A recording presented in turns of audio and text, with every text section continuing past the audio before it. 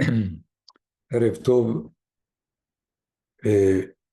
בכל לימוד אנחנו חייבים לזכור את חיילי צבא הגנה לישראל העומדים על משמר ארצנו וערי אלוהינו, ילכו לשלום, יחזרו בשלום ויהיו תמיד בשלום, ולפצועים יהי רצון, הקדוש ברוך הוא ישלח רפואה שלמה, יחזרו בריאים לביתם,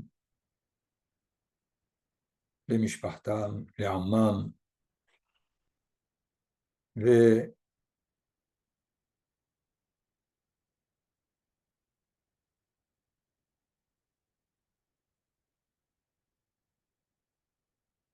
ולחטופים יהי רצון שהקדוש ברוך הוא ייתן להם כוח אמונה וסבלנות כדי לעמוד במצב הקשה ולחזור גם כן לעמם, למשפחתם, לאמונתם, ולנופלים השם ייקום דמם ותהי נפשם צרורה בצרור החיים.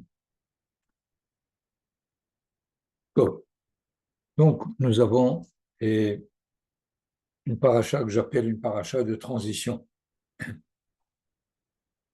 Étant donné que jusqu'à présent, nous avons vu que les parachiotes du 5e livre de Varim sont bien ordonnés, tels que les 3 premières parachiotes,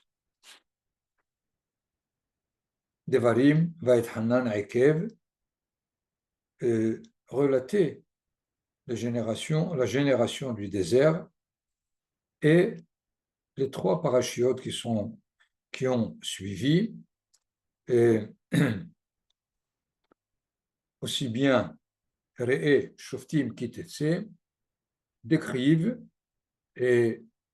toutes les situations dans lesquelles la génération qui rentre en Israël va se trouver, et finalement la paracha Kitavo va clôturer ces parachiotes essentiellement et établir un état bien déterminé dont nous allons voir les coordonnées. Mais voilà que la paracha continue à nous obliger à recommander des mitzvot. Ce qui est étonnant, c'est que c'est des mitzvot dont on a déjà entendu parler. Les 2 mitzvot qui sont Bikurim, les prémices, et Vidui Maaser, une déclaration à propos des prélèvements et des dîmes, sont déjà des mitzvot qui sont déjà bien détaillés jusque-là. Pourquoi est-ce que la Torah les reprend? Évidemment, elle les reprend en donnant d'autres détails. Mais a priori, on aurait pu trouver ces détails-là lorsque la Torah en a parlé. Dans la paracha de Mishpatim, dans la paracha de Tkizissa, dans le livre de Shemot, nous savons que Reshit Bikure Admatecha Tavi Bet Adonai Elohecha, les prémices des produits de ta terre, tu amèneras à la maison de l'Éternel ton Dieu. Évidemment, dans notre paracha, nous avons un détail supplémentaire. Nous allons ensemble le lire pour savoir en quoi il est important d'une part et pourquoi est-ce que c'est la génération qui rentre en Israël qui en prend connaissance. Mikra Bikurim, je vous traduis directement, celui qui amène le panier des prémices, essentiellement les 7 espèces de la terre d'Israël, Hitaus, Orag, Gepen, Te'ena, Verimon, Zaït, Vetamar, et après les avoir déposés dans le Beth Amikdash, il doit attester, déclarer un texte qu'on appelle Mikra Bikurim. Et alors, la Torah nous dit qu'est-ce qu'il va dire. Et tu diras à haute voix devant l'Éternel ton Dieu, enfant d'Aram, c'est la traduction Arami, mon père était errant, il descendit en Égypte, y vécut étranger, peu nombreux d'abord, puis il devient une nation considérable, puissante et nombreuse. Alors les Égyptiens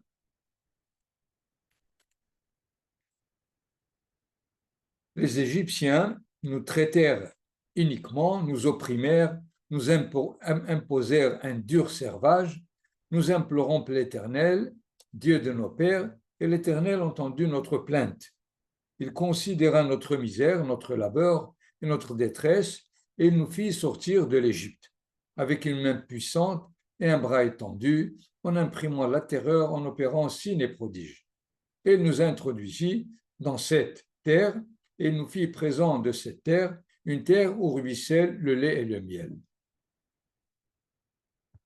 Jusque-là, avant d'arriver au dernier verset, que fait celui qui apporte les prémices? Il fait une sorte de résumé de l'histoire passée d'Israël. Selon les commentateurs, depuis le premier verset, c'est rapporté ou à Avraham Avinu ou à Yaakov, puisque il rappelle au début Arami Oved Avi. Mon père était perdu ou perdant dans la terre de Aram. Les deux sont vrais, aussi bien Avraham Avinu est sorti de Aram, et Yaakov Avinu, qui est parti par la recommandation de ses parents, était chez Lavan Arami. Donc, rapidement, on rappelle l'origine des patriarches qui étaient à Aram et finalement sont arrivés en Égypte. Il y a eu l'asservissement, il y a eu la sortie d'Égypte et la rentrée en Israël. Un tout petit texte dans lequel nous nous rendons compte qu'il n'y a aucun événement, ni la traversée de la mer Rouge, ni le don de la Torah, ni les explorateurs, ni la faute du veau d'or, rien du tout. À peine, rapidement, le fait qu'on était asservi en Égypte, on est devenu une nation puissante et nombreuse, et on était asservi, on a crié, Akadosh Baruch Hu a entendu notre voix, il nous a fait sortir, il nous a fait rentrer sur cette terre. C'est déjà un étonnement capital de bien savoir pourquoi la Torah résume l'histoire passée uniquement sur ces deux événements, aussi bien les patriarches, la sortie d'Égypte, et il déclare que le dernier verset, or maintenant, j'apporte en hommage les premiers fruits de cette terre dont tu m'as fait présent, Seigneur, et tu les déposeras alors devant l'Éternel, ton Dieu, et tu te prosterneras devant. Il faudrait lire, parce que la traduction n'est pas du tout exacte, Ineheveti. Je voudrais le lire pour mettre en valeur un détail. Ve'ata hineheveti et reshit peri adama asher natatali Adonai ve'inahto lifnei Adonai Elohecha ve'ishtahavita lifnei Adonai Elohecha. C'est-à-dire, il déclare être arrivé à cet endroit.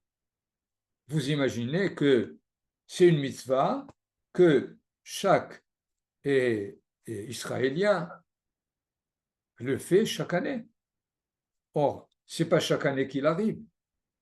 Ça fait déjà peut-être 30 ans qu'il fait le même trajet. Il arrive au Beth Amikdash et il déclare être arrivé à cet endroit, à la terre d'Israël. Quel est finalement le but de ce Mikra Bikurim? On ne peut pas le comprendre comme une reconnaissance du fait que Akadosh Baruch Hu a donné les bons fruits, la bonne récolte. Il n'y a aucune expression qui formule cette reconnaissance. Il n'y a ni le terme de Hoda'a, ni le terme de je reconnais, animodé. Il y a simplement le fait de rappeler la sortie d'Égypte et la rentrée en Israël. Il semble que le point important de ce Mikra Bikurim, c'est celui de remettre en mémoire ce pourquoi on est arrivé en Israël. C'est-à-dire, nous sommes arrivés, puisque Hakadosh Baruch Hu nous a amenés, il nous a introduits dans cette terre et certainement pour un but bien précis. Et ce but est là dans les quelques versets qu'on peut résumer en 2 mots. Nous étions asservis et nous sommes libres. Pour quel but? Il faut bien comprendre que ici, la Torah nous demande de bien être pas seulement en mémoire d'un passé qui est derrière moi, mais d'un avenir qui attend que je réalise ce pourquoi Hakadosh Baruch Hu m'a amené sur cette terre. Je ne suis pas venu sur cette terre comme chaque peuple ou nation a sa terre. Je ne suis pas venu parce qu'il y a de l'assimilation, ou bien parce qu'il y a de l'antisémitisme, ou bien parce qu'on pourra faire un peu plus de mitzvot. Il n'y a rien de tout, de toutes ces possibilités dans le texte lui-même. Le texte lui-même veut nous dire, on était asservis, Dieu nous a fait sortir d'Égypte pour que son projet soit réalisé. Quel est le projet? De la même façon que nous avons expérimenté l'asservissement et la sortie et l'autonomie de la nation d'Israël, nous sommes obligés de le réaliser pour toute l'humanité. C'est là l'importance de ces prémices qu'on apporte au Beth Amikdash. Vous savez qu'il y a beaucoup d'autres dons que l'on fait au Kohen, puisque les prémices reviennent au Kohen. Mais à part ça, nous donnons les 2%, on donne aussi aux Lévis 10%, on donne aux pauvres 10%. Finalement, on prélève de notre récolte plusieurs quantités. Et il nous est demandé pour aucune de l'amener jusqu'au Beth Amikdash. Mais les prémices, un petit panier, ce n'est ni les 10%, ni les 2%, un panier dans lequel on trouvera les 7 espèces de la terre d'Israël, c'est ce qui est demandé et l'amener jusqu'au Beth Amikdash. Quelle est finalement la signification possible de cette obligation de l'amener jusqu'au Beth Amikdash? Étant donné que le Beth Amikdash, c'est le centre, c'est l'objectif, c'est le but d'Israël sur sa terre, donc la Torah nous dit vous êtes arrivés pour arriver au centre, au Beth Amikdash lui-même, qui est à la limite lui-même le, le centre de l'humanité.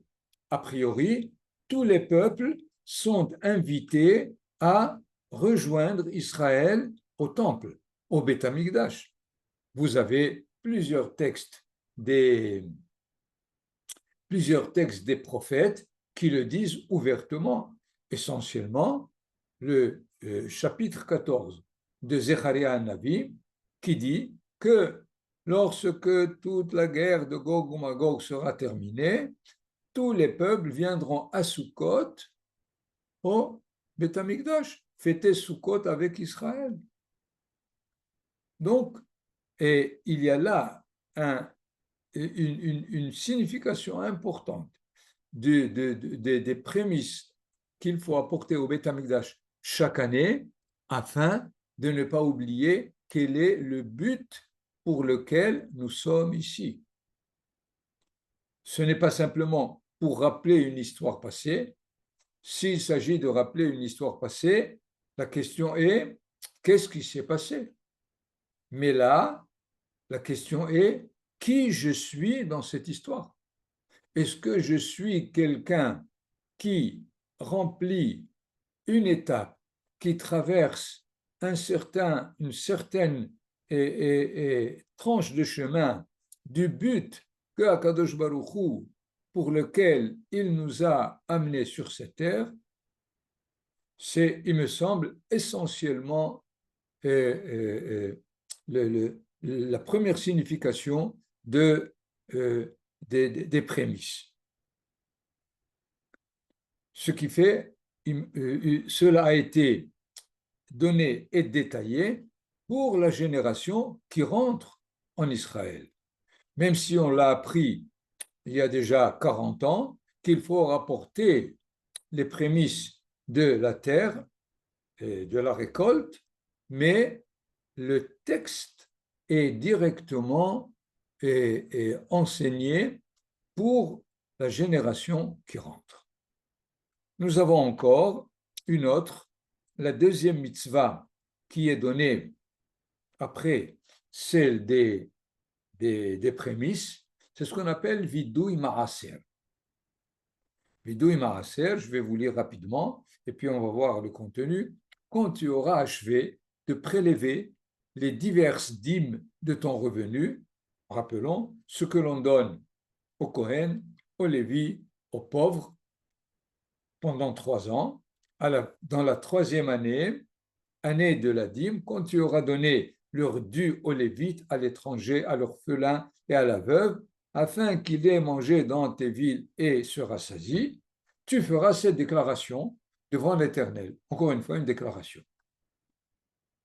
J'ai fait disparaître de chez moi les choses saintes, je les ai attribuées aux Lévites, à l'étranger, à l'orphelin et à la veuve, exactement selon l'ordre que tu m'as donné. Je n'ai transgressé ni omis aucun de tes préceptes. Les Hachamim insistent sur ce dernier verset lorsque il dit Shamati bekol Adonai Elohai asiti kechol asher tzivitani. Si elle a détaillé toutes les halachot qui concernent la dîme, pourquoi il ajoute Shamati bekol Adonai Elohai asiti kechol asher tzivitani? Il y a là une déclaration encore importante en ce moment et pour toutes les générations, c'est que je n'ai pas donné seulement aux Lévites, à l'étranger, à l'orphelin et à la veuve comme signe de générosité, de pitié, de miséricorde, de quelqu'un qui est très généreux, mais je l'ai donné Asiti kechol asher tzivitani. Je n'ai omis aucun de tes préceptes. C'est dans ce détail-là qui veut dire que je l'ai fait comme tu me l'as ordonné et pas comme je risque de le comprendre ou par et quelques, et, et quelques sentiments personnels de don et de générosité. Donc, ces deux, finalement, mitzvot, sont tous les deux des déclarations. Revenons pour résumer, celle des Bikurim a pour but de définir mon identité d'Israélien sur la terre d'Israël. Quel est le but en tant qu'individu dans la nation d'Israël? La deuxième concerne ma façon de réaliser les mitzvot. Est-ce que j'essaie de réaliser les mitzvot comme Hachem l'a ordonné, ou bien comme toutes les séries possibles que Israël a traversées dans l'histoire, évidemment celles qui sont complètement illégaux dans les différentes sectes des Sadducéens, des Karaïtes et ceux du temps de la Haskalah, qui ont compris plusieurs fois le fait de réaliser les mitzvot afin qu'on soit des hommes vertueux, qu'on soit une société bien ordonnée, et toutes les raisons possibles que ce verset-là et cette déclaration du Vidui Maaser est exclue pour insister sur le fait Shamati Bekol Adonai Elohai. J'ai bien entendu la voix de l'Éternel, mon Dieu. Asiti, j'ai fait Kechol Asher Tzivitan. Donc, il me semble l'importance de ces deux mitzvot est dans l'ouverture de cette paracha Kitavo qui clôture finalement tout le Sefer Dvarim et met au centre les deux éléments, qui je suis et les mitzvot de qui je réalise. Il y a peut-être à ajouter une petite remarque à propos de la mitzvah des Bikurim. Le texte commence par Vehaya kitavo el haaretz. Il y a plusieurs versets qui disent que tu viendras. Ki eviacha Hashem el eretz hakenani. Bevoachem el haaretz asher ani noten. Mais la seule fois, il est dit cette formule Vehaya kitavo el haaretz. Et là, le commentateur, En vehaya ela lashon simha. C'est-à-dire, si tu arrives avec joie en Israël, alors sache que tu seras prêt à réaliser tout ce que Hachem te demande pour arriver à remplir ta mission. Des fois, il est aussi à interpréter, et ceci à cause du dernier verset des prémices, tu te réjouiras de tout le bien. C'est-à-dire, il y a deux possibilités. Si tu viens avec joie, alors tu sauras remplir tes obligations en vue d'arriver au but de la nation entière sur sa terre. Mais si jamais tu n'es pas arrivé Bessimha, il y a aussi le fait que, en continuant à rester ici avec tous les efforts, les obligations, les difficultés, j'allais dire les épreuves, et quand même tu les réalises, alors on te promet que tu seras réjoui de tout le bien que Hachem te donnera.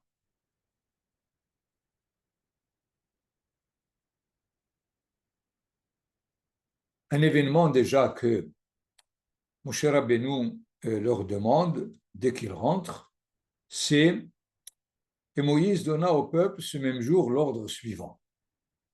voici quelles tribus prendront position sur le mont Gérizim pour la bénédiction à donner au peuple. Quand vous aurez passé le Jourdain, Shimon, Lévi, Yehuda, Issachar, Yosef et Binyamin. Et les suivantes se placeront pour la malédiction sur le mont Eval. Reuven, Gad, Asher, Zevulun, Dan et Naphtali. Donc, 6 tribus sur Gérizim, 6 tribus sur Har Eval. Là aussi, la traduction n'est pas du tout, ne rend pas si je peux dire, la kavana, l'intention de ce que Moshe Rabbeinu leur dit, écoutez en hébreu. On aurait, comme la traduction est donnée, on aurait pu entendre non, ce n'est pas ce qui est écrit.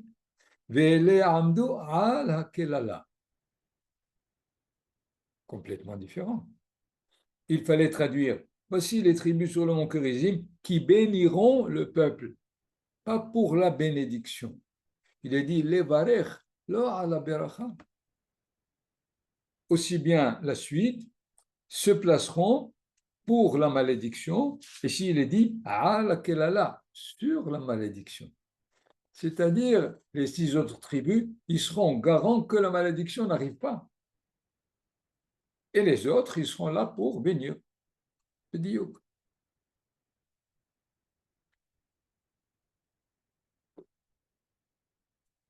Quel est le but finalement de ce que Moshe Rabbeinu leur demande de le faire à l'entrée dès qu'ils traversent? Ils arrivent sur Har Gerizim et Har Ebal. C'est une sorte de contracter une alliance avec Hachem. Puisque le texte lui-même met en garde toute une série de fautes qui risquent de les faire en disant Arur Makera EU Basater, Arur Lokeach Shohad. Évidemment, les autres disent Baruch lo Lokeach Shohad, Baruch lo Makera EU, puisqu'ils disent la Veracha et ils disent aussi la Kelala. Et dans ce sens, nous avons ici pour la première fois la recommandation, si je peux dire, d'Israël de contracter une alliance avec Akadosh Baruch Hu. Jusqu'à présent, il y a eu 3 alliances. La première, c'est avec Noah. Noah, pour lui assurer qu'il n'y aura plus de déluge. C'est Akadosh Baruch Hu qui prend l'initiative. La deuxième alliance s'est faite avec Avraham Avinu, à propos de ce qu'on appelle Brit Mila. Là aussi, c'est Akadosh Baruch Hu qui prend l'initiative. La troisième, c'est au mont Sinaï. Nous l'avons dit plusieurs fois, on n'est pas arrivé au mont Sinaï pour recevoir la Torah. Pas du tout. On est arrivé pour rentrer dans l'alliance que Akadosh Baruch Hu veut contracter avec nous. Et là, pour la première fois, c'est Israël qui prend l'initiative de contracter l'alliance. Sur le mont Gérizim et le mont Ebal, on est comme si on était à part entière, on est là pour attester que nous voulons rentrer en alliance avec Akadosh Baruch. C'est là l'objectif de cette de bénédiction et malédiction al Har Gerizim et Har Eval. Par la suite, nous sommes déjà renseignés sur tout le verset 28, tout le chapitre 28, dans lequel on a ce qu'on appelle la bénédiction et la malédiction. Im shamua tishma bekol Adonai Elohecha, si tu écoutes la voix de l'Éternel ton Dieu, uva'u alecha kol haberachot haelu. Et deuxième face de cette possibilité, im lo tishma bekol Adonai Elohecha, si tu n'écoutes pas la voix de l'Éternel ton Dieu, uva'u alecha kol hakelalot haele veisu. Il y aura beaucoup de catastrophes.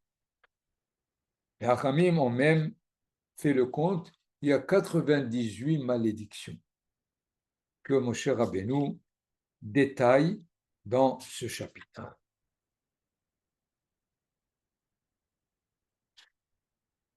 Pour mieux comprendre, le dernier verset du chapitre 28, le verset 69, il y a 69 versets, elle est divrei haberit, asher tziva Adonai et Moshe לכרות את בני ישראל בארץ מואב, מלבד הברית אשר כרתיתם בחורב. Ce sont les paroles d'alliance. Ce n'est pas divrei tocheha ou divrei bracha ou klala, comme on l'a entendu dans la paracha de Re'eh. Re'eh anochi noten lifnechem hayom bracha ou klala. Non, il est dit, elle divrei haberit asher tziva Adonai et Moshe. Ce sont des paroles d'alliance, c'est-à-dire nous allons être ensemble pour le bien et pour le mal. D'ailleurs, essayez de compter le nombre de fois dans la malédiction du nom divin, Yetzav Hashem, Imlo Tishma Bekol Hashem, Yadbek Hashem, Yakecha Hashem, Iten Hashem, Itencha Hashem, combien de fois le nom divin est répété dans les malédictions, beaucoup plus que dans les bénédictions. Pourquoi? Pour nous dire qu'il est avec nous dans notre peine, dans notre douleur, dans nos difficultés, dans tout ce que l'on risque de traverser. Il nous dit, je suis là avec vous.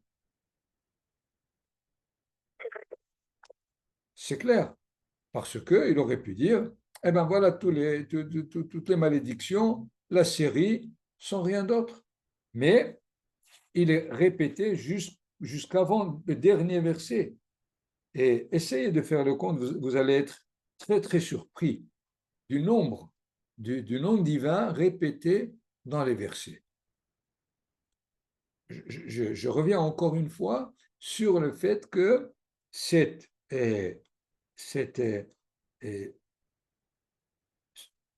le fait que le nom divin revient tellement de fois, c'est pour bien insister de ne pas attribuer les malédictions à des phénomènes naturels, mais à une providence de la présence divine dans le monde, évidemment, malheureusement, du mauvais côté, du côté de la peine, du côté des malheurs, mais Im Kolze, il est là.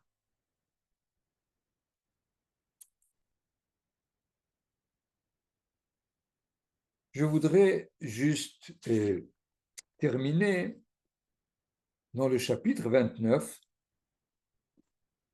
quelques versets qui semblent être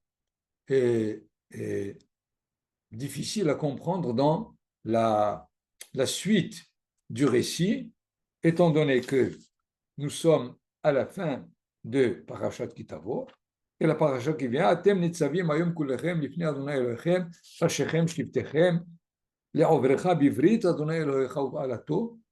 Il leur dit, vous êtes là maintenant afin de passer dans le but de cette alliance elle-même. Et donc, c'est la suite directe de Kitavo. Que vient faire ces versets? Moïse fait appel à tout Israël et leur dit, vous-même, vous avez vu tout ce que l'Éternel a fait à vos yeux dans le pays d'Égypte, à Pharaon, à tous ses serviteurs, à son pays entier. Probablement, C'est une répétition, mais que veut dire la suite? Ces grandes épreuves dont tes yeux furent témoins, ces signes et ces prodiges extraordinaires, c'est possible à comprendre, mais le verset 3, et jusqu'à ce jour, le Seigneur ne vous a pas encore donné un cœur pour sentir, des yeux pour voir, ni des oreilles pour entendre. ולא נתן אדוני לכם לב לדעת, עיניים לראות ואוזניים לשמוע עד היום הזה. Que veut dire ce verset? Dieu ne vous a pas donné. Et pourquoi il ne nous a pas donné? Et jusqu'à ce jour, oui, on va l'avoir ou on ne va pas l'avoir. Le verset est assez énigmatique. Moshe Rabbeinu leur donne deux choses. Vous avez vu tout ce que Hachem a fait pour vous, mais vous n'avez pas ouvert les yeux et les oreilles et votre cœur pour interpréter ce qui s'est passé. Akadosh Baruch Hu peut tout vous donner, sauf ça. Comme on dit des fois, Hakol bidei shamayim, chutz mirat shamayim. Tout peut être entre les mains divines, sauf la crainte divine. À la limite, il ne peut pas vous la donner. C'est vous qui devez prendre l'initiative. Et alors, comme nous sommes, comme nous l'avons dit, maintenant à la fin du 5e livre, la paracha qui est clôture, puisque les parachiotes d'après, comme vous le savez, vont être Azinu et Vezot Aberacha, qui ne contiennent plus ni des mitzvot, ni ni des récits spéciaux.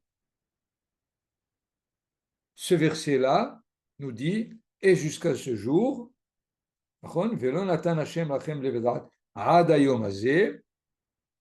mais aujourd'hui, vous allez être obligés de les avoir. Pourquoi? Qu'est-ce qui se passe aujourd'hui? C'est le dernier jour de Moshe Rabbeinu, où il leur dit ça. Qu'est-ce qui se passe? Eh bien, ça y est, je vais vous quitter. Jusque-là, vous auriez pu compter à la limite sur moi pour vous dire le sens de ce qui se passe. Maintenant, je ne suis plus là. Vous serez obligé de faire l'effort d'avoir des yeux qui voient, des oreilles qui entendent et un cœur, c'est-à-dire une vie intérieure qui sent exactement les choses. Ce jour-là d'ailleurs aussi, où il leur donne le Sefer Torah, défini, terminé. C'est pour cela qu'il leur dit, il ne vous a pas donné le cœur pour sentir, des yeux pour voir, des oreilles pour entendre, jusqu'à ce jour. À ce jour, il vous les donne. Il faut maintenant que vous en preniez conscience et que vous soyez capable de bien voir, d'écouter et d'interpréter et dans le sens d'une histoire réussie.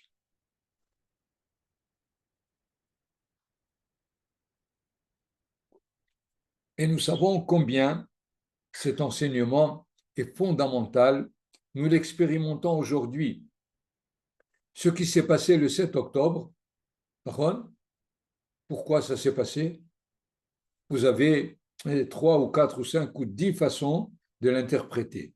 Mais quelle est la bonne interprétation? Problème. Vous n'avez pas encore des yeux pour voir, des oreilles pour entendre et un cœur pour sentir.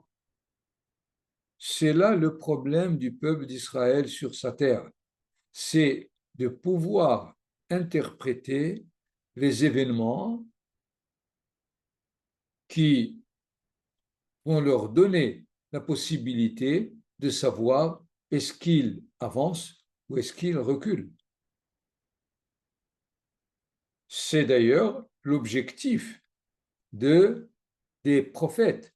Les prophètes ne sont pas là pour nous donner l'avenir, nous donner ce qui va se passer. Les prophètes ont pour but de nous interpréter les événements que l'on vit au présent. Parce qu'effectivement, chaque événement peut être interprété de mille et une façons. Et d'ailleurs, les prophètes ne sont pas écoutés parce que le roi, les ministres, le peuple, les prêtres, chacun a son interprétation. Et puisqu'on n'a pas été capable d'écouter l'interprétation des prophètes, la destruction du temple est arrivée, tout simplement.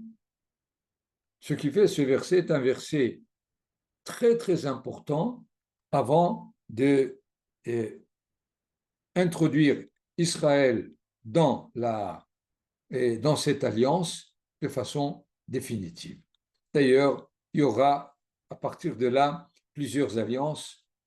Yahushua, avant de quitter, lui aussi fera le même, le même mouvement pour renouveler l'alliance. On retrouvera aussi dans le temps du premier temple et Yehoyada HaKohen avec Yehoash, Melech Yehuda. On verra Hizkia Melech. Ensuite, à la rentrée du deuxième temple, Ezra et Nehemia remettront encore une autre fois l'alliance, et ceci afin de mettre dans la conscience, dans la mémoire de chaque génération, que nous sommes là partenaires avec Akadosh Baruch Hu au niveau de notre histoire. On n'est pas là pour réaliser des mitzvot ou